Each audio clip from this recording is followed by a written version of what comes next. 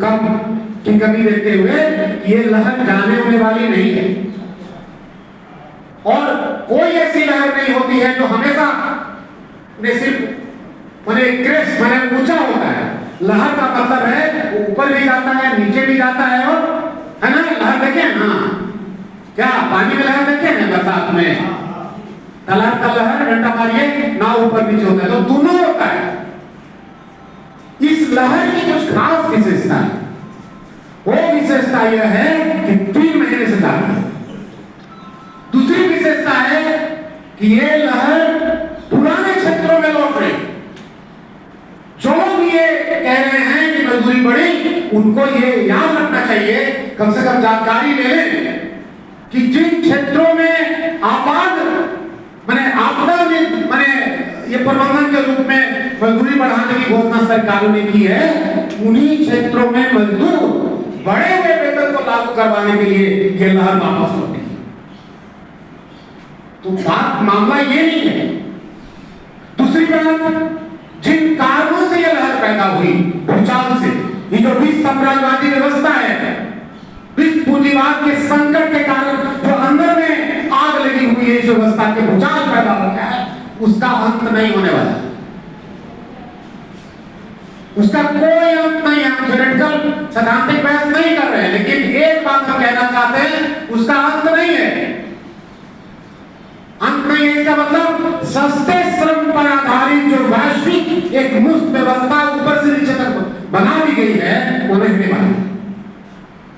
और यही कारण है कि मामूली सी मजदूरी वृद्धि के लिए मजदूरों को, कार्यकर्ताओं को आग के दरिये से गुजरना पड़ रहा है। पता ही कहने से लगा दिया, रात को लॉकअप में पीटता है, 3-3 घंटा तक 15 आदमी पीटता है। यहां का दरिया है, और अगर मामूली वृद्धि के लिए मजदूर वर्ग इस आग के दरिया को से गुजरना पड़ेगा, अगर उसको दमन की इस तरह की भर्ती शुरुआत में अगर उससे गुजरना पड़ेगा, तो अगर मामूली वृद्धि के होने की क्या संभावना रहेगा, और अगर इतनी दमन की भट्टी में झोंक करके ये सरकार अगर मामूली वृद्धि करवाती है, तो हम उतना फौलादी तो बन ही जाएंगे, उतना ठोस तो बन ही जाएंगे, मजबूत तो बन ही जाएंगे ना। आज के दरिया से जब पारे गुजर जाएंगे 15,000 से 21,000 के या 30 लाख के वेतन के लिए, तो इस व्यवस्था को पलट नहीं देंगे क्या? नहीं पलट देंगे। तो बात यहां है, ये लहर ऐसी है, ये लहर, अब हम नहीं जानते हैं कि आत्म शक्ति क्या होती है, इस पर चर्चा नहीं करते। आत्म शक्ति तो के बिना नहीं ये लहर पैदा हुई, तो स्वतः स्फूर्त है, हम थोड़े जगह कर लेंगे। कभी कभी बात उल्टी दिशा से भी घूम करके आती है, कभी कभी वस्तुगत हालात ऐसे होते हैं कि आत्मगत शक्तियों को पैदा कर देता है, हम तो नहीं कहते पैदा कर रहे हैं। तो साथियों, मेरा कहना है कि ये तो लहर है, जल्दी जाने वाली बात इसके साथ नहीं जुड़ी, इसीलिए दूरगामी रणनीति बनाने की जरूरत है, शांत होकर व्याख्या करके परिस्थितियों का पूरा लेखा जोखा लेकर के। अब जैसे देखिए, मैं यही बात करके खत्म करूंगा, कोशिश कर रहा हूं कि कोई रिपीट ना करूं, कि आंदोलनकारी जो हमारे साथी हैं, जो दमन झेल रहे हैं, वो और जो हड़ताली मजदूर हैं, वो अलग अलग दिख रहे हैं।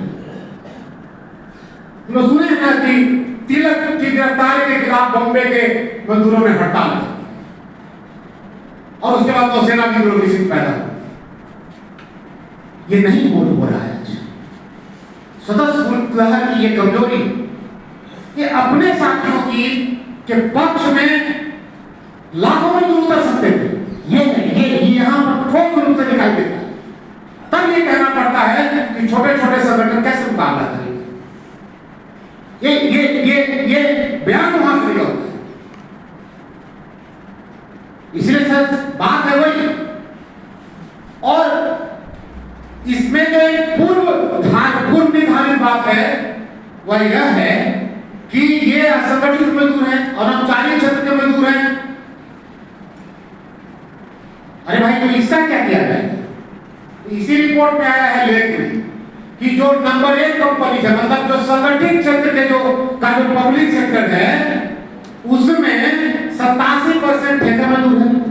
अब कहां से संगठित मजदूर आपको मिलेगा? असंगठित मजदूरों असंगठित मजदूरों का क्रांतिकारी इतिहास है। जर्मनी में रोजा लक्जमबर्ग के नेतृत्व में जो क्रांतिकारी तैयारी की गई थी ये असंगठित ठेका मजदूरों के बल पर की गई और उसमें भी निर्माण मजदूरों के बल पर की गई। तो नए रास्ते भी मिलते हैं, नए रास्ते भी निकलते हैं और किसी चीज का दोबारा आज करने की जरूरत नहीं है। अंतिम बात ये कहते हुए ये जो आंदोलन है चूंकि स्वतःस्फूर्त है, ये अपने अंदर से सीख रहा है। ये अंदर से सीखने के लिए बात है। अभी जो मजदूर भाग ले रहे हैं इसमें उन्होंने मजदूर आंदोलन के बारे में कभी सोचा था नहीं था। वो पहली बार मतलब एक खास तरह का कि जीवन परिस्थिति के खिलाफ उनका ये विद्रोह करने का अवसर आया। अपने ही जीवन की परिस्थितियों के खिलाफ विद्रोह कर रहे हैं जो असल में अप्रत्यक्ष रूप में इस नवउदारवादी जो लूट खसोट की व्यवस्था है उसके खिलाफ ये विद्रोह चला जा रहा है, लेकिन ये इनडायरेक्टली है। इसीलिए सबसे जो बड़ी बात है कि इसको खांचे में नहीं रखना चाहिए। किसी खांचे में कोई स्वतंत्र आंदोलन दुनिया में तब तक नहीं आ सकता है, बैठ सकता है जब तक कि आत्म शक्तियां उनके सिर पर सवार नहीं हो। और तब भी अगर ऐसा कोई संगठन है नहीं जो इन आंदोलनों के शीर्ष पे सवार होकर के बैठ जाएगी, तब भी पूर्व निर्धारित इमेज में ढालना दुनिया में किसी भी आंदोलन को के लिए संभव नहीं हुआ है। ना लेनिन कर पाए, कोई आदमी जो करेगा वो गलत है। उसकी एक अपनी गति है, उस गति को समझ करके रिकॉग्नाइज करके ही हम उसको निर्धारित कर सकते हैं। पूर्व निर्धारित इमेज में कोई आंदोलन नहीं कर सकता है। खास करके वो ये चीज समझना चाहिए कि जो हमारे सामने में आंदोलन जो आंदोलित लोग हैं वह वर्ग है, हमारे संगठित यूनियन नहीं है, वो हमारे यूनियन का सदस्य नहीं है, वो कोई संगठन, वो हमारा वर्ग।